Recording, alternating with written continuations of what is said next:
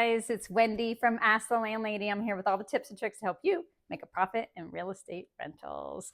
Please check out my books and my website, askthelandlady.com, because I sell some forms on there and a spreadsheet that might be helpful to you. But today's question is, what is a good credit score for tenants? Okay, it's a good question. Let me start with what I think, and I think many tenants do rent.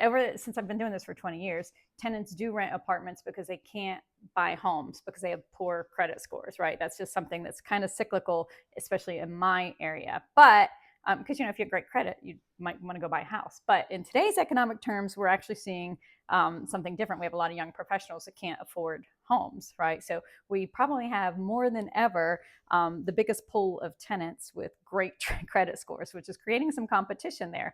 And since we always background check them, we do get these credit scores on our tenants. That's something I'd highly recommend you do. Watch my other videos about background checks or see more information in my book about doing that, because it's always the best idea to background check.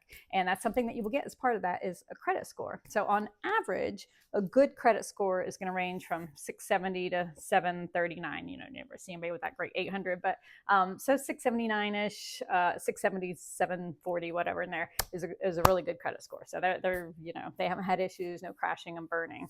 A score of 580 to 669 is going to be fair or average, and that's where you're going to find a lot of people, especially if you're Class C properties, is going to be sitting at that 580 to 669. Now, below 580 is considered poor. Okay, so that's something that they're probably have had a bankruptcy or not paid a loan or been evicted, all those types of things. Now, I'm going to find out in my application form if somebody's been evicted, and that's usually a definite no to me. If it's bad, if it's old eviction, we might allow that with a fee. Same thing with your credit score. Now, again, check your local laws, check your state and local laws about whether or not you're allowed to assess some of these fees. But you're taking on risk. If you take somebody below a 580, who's had some of these issues on their thing, you are taking on risk. And in Ohio, I'm not allowed to take on extra security deposit unless I pay them interest on that, because I know some people will want to do that or get double rents up front or something.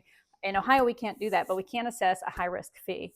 And that can be a non-refundable fee of $300, $500, whatever, that just says, you know what, you're a risky tenant and you've had these issues. And there will be people who will pay that because they want to get into an apartment to do that. You can also do some other things if you have that high-risk tenant, which is to require a co-signer and that type of thing. So again, you don't want to violate any fair housing law. So make sure this is on your rental application. I have a nice little cover sheet that says what we're expecting a credit score and this and that type of thing. Have these things written out so that you have a definite guideline, that you can't just say, well, you're 600 or 650 and that's high risk. It's not. That's average. So you can't really require a high risk fee for somebody who's not high risk, right?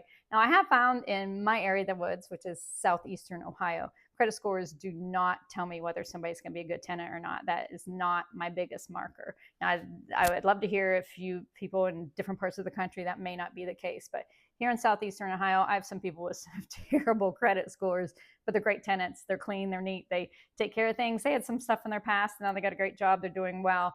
And then I'll have some people who are higher earners, but they're only one paycheck away from crashing and burning. So something happens and they're like having to go move in with mom and everything just gets blown apart. So I don't find it super helpful for me, except that fact that under 580, you really are getting into that negative territory. And that is a place where maybe you can assess a fee and make some more money and take a chance on somebody. So that is something that we have done and has worked out well for us. So tell me what you think. I'd love to hear a comment. And by always, please hit like and subscribe, because I would love to keep this going, because again, it's not easy being a landlady or a landlord, and we're all in this together.